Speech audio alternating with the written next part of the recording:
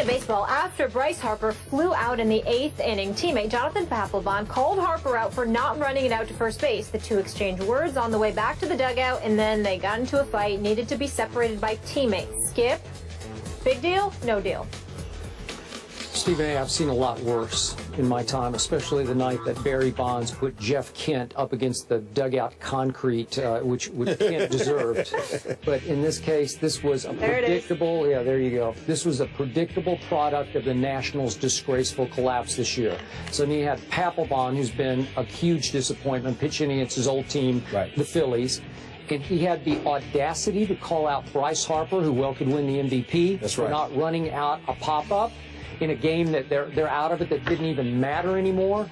And what a disgrace that was, but nothing really happened in the fight. Well, I wasn't talking about really the fight so much, Skip. I think this is a product. First of all, Rizzo should have never brought Papelb in there to begin with. Storing was your closer. He had 28 saves at the time, okay? And then ever since then, he's had one save. They were in first place. Now they lost the division, 9.5 games out. The Mets have clinched the NL East. You look at a guy like Bryce Harper. You talk about Papelb. He was clearly bad chemistry added to the locker room. It's going to get the manager Matt Williams fired. Rizzo needs to look at himself, and Bryce Harper is going to eventually leave for my New York Yankees. They could use him right now, eventually. And they don't have I agree with that. I agree with that. That's fair. That's a low blow on your part, but it's okay. It's all right. Don't forget, not just baseball tonight, Monday Night Football. Chiefs at Packers will react to that game first thing on Tuesday. Now 3-0 for the first time since reaching the Super Bowl in 2003, defeating the division rival Saints Sunday in New Orleans 27-22. But everything didn't go Carolina's way. During the game, Cam took a hit near the sideline as he released the ball. Now after he got up looking for a flag and turned toward the referee, Ed Hockley, for explanation. Then Hockley said something to Cam that just absolutely stunned him. Take a listen. The response that I got was, Cam, you're not old enough to get that call. So I'm looking at him like, what? Jesus, I didn't think you had to have seniority to get a personal foul or anything like that. I'm ticked off, really. You know, just the fact that it's kind of, one, did he miss the call? If he would have said he missed the call, okay, that's one thing. But for his response to be what it was, I'm not old enough to get that call. Jeez. So heaven forbid he gets any rookies. You know, they're going to have a long day, man. Ooh, NFL VP of officiating Dan Blandino was on NFL Network this morning and said that Ed Hockley denied saying this, but Blandino also said if the conversation is confirmed after an investigation, Hockley could face discipline. Skip, what do you make of all this? Stephen A., I'm on Cam's side here. Now, I'm having to take Cam's word for it that Ed Hockley said to him what Cam said that he said, but the way Cam said it in his post-game media session came across to me as completely authentic. He didn't seem to be guessing about it. He seemed 100% sure that's what Ed Hockley said to him as soon as he bounced up without getting a call.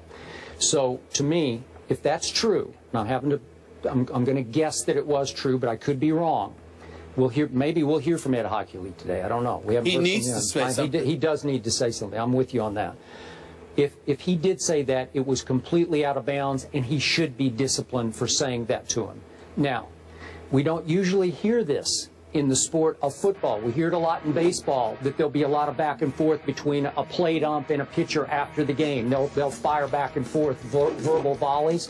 But I can't remember the last time that it came out after an NFL game, the quarterback calling out the head referee. Remember, he's the crew chief. And just for those who don't know, he's become something at Hockley of a celebrity ref in the National Football League. This is his 26th season, and for 24 of those seasons, he has been a crew chief. So he was the big cheese right away as a young referee. And he has often been voted by coaches as one of the top officials in football, one of the top referees. And he's also become something of a celebrity ref in that he was on the cover of Sports Illustrated in 2012 when the refs, remember the impasse, with the labor impasse ended. They cheered when they came back. But my question to you, and I'm throwing it out to our viewers, is it possible that Ed Hockley has gotten a little too full of himself, that he's going to now interpret the rules the way he wants to interpret the rules? What I don't get is, Cam's not a young player anymore. This is his 5th year. I don't consider him a young pup anymore at age 26. And so I'm having to guess what Ed was trying to say to him. Is he saying that only aging quarterbacks who are immobile get that kind of call?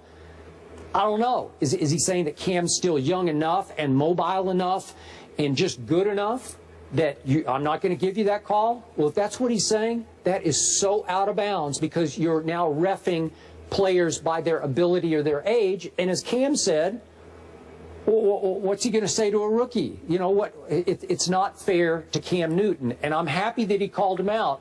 But in the end, you know and I know, this may not play well with other referees around the league, that you broke the vow of silence on the football field. What is said here stays here. It's out there in public now, and I'm not sure that Cam set himself up for getting exactly preferential treatment from this point forward from other referees. Fire away. I have a bevy of thoughts on this issue. Number one, I completely believe Cam Newton. That's number one. Me too.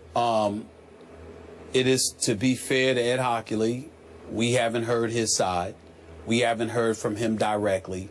So in the interest of fairness, we have to throw that caveat out there. But I don't think that Cam's words alone is just piercing. I think the fact that he has it supported by video really highlights it. If you look, you can't tell what Cam Newton is saying. I almost had to sneeze, excuse me. It's saying that, there you go. That's what I need to get out. You can't say for sure nobody heard what Hockley said to him. But look at Cam's reaction. Look at how he stops and looks at him and then walks back. I'm with you. You clearly could see that Hockley said something to him that made him stop, which is why the reporters, smart enough to pick up on it, asked, what was that about? And Cam highlighted what was said to him.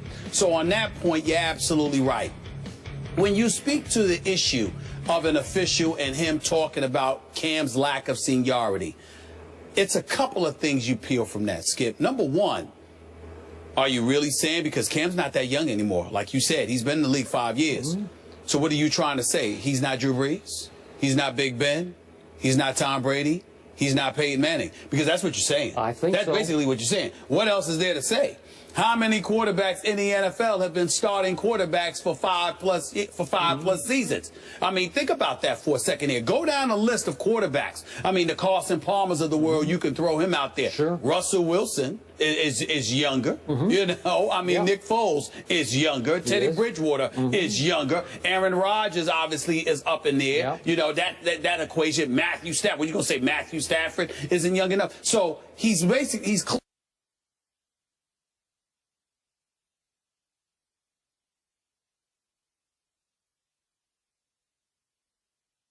And Skip, allow me to spread or transcend from football to baseball as well. You know, I watched Madison Bumgarner for the San Francisco Giants pitch last week and have a 17-second stare down with the umpire. Let me tell you how egregious that was. Right? With the plate umpire, right? Let me tell you how egregious that was. Not only because of the fact that the umpire was literally instigating it, okay, by taking off his mask and staring down Bumgarner. Bumgarner threw strikes. Those should have been called strikes. And the umpire had an attitude with him and clearly did not call strikes.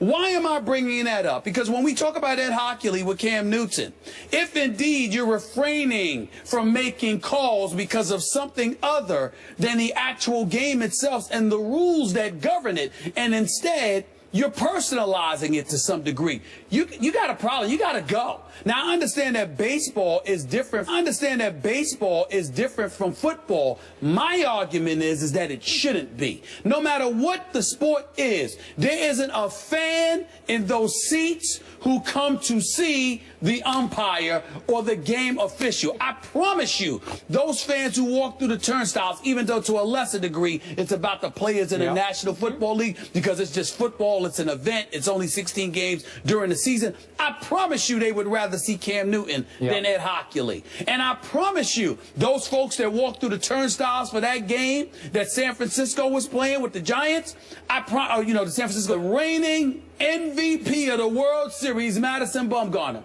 Come out there and pitch. Totally agree. So when you've got that problem, I know, it's got to be addressed. across the board because the fans are being robbed as much as anybody else when that happens. Okay. I'm going to remind you again, Hochuli is probably the most recognizable referee going right now, in part because of his big biceps that he's shown often, you know, just for his muscles. He became like a cult figure. Okay, I'm with you. He's been so recognizable for so long, he may think that he's now a star referee. That should be an oxymoron. Star referee should not go together. Am I right? Absolutely. Because they're always the best. What's the old saying about, it's mostly for baseball umpires, but they're at their best when you did not notice them. Is that not right? Yes. Yes. But let me ask basketball you, referees. let me throw you this question. How many fans do you know who the game officials are going to be prior to their arrival to the game? Some gamblers probably do. But I understand gamblers. That's about it. That's about it. Nobody else knows who the hell the referees are going to be, who the officials are going to be prior to the game. You understand? It's the most thankless job you can fathom, which is why I understand how they could get a bit sensitive. Okay. But in the end, you can't allow that to interfere with your job performance. Okay. And that is what bottom line, these officials are doing. Do you have any concern that Cam could, quote unquote, pay for this going forward because it will offend other referees who would defend hockey league? Well, yeah, I'm fearful for Cam because I think those referees can definitely stand up in unison and said he called him out. That means he'll call us out next. We have to make sure he understands that's not to his advantage to do that. I have no doubt that that will be done. But I still appreciate that he called him out. Yeah. Yeah, I'm just fearful how often this might actually happen. The Steelers lose their franchise quarterback for several weeks. So what impact does Big Ben's knee injury have on the AFC North? Look who's here. Hello, Eric Allen in the house. What's he doing We'll weigh in when we come back. It's cold out here.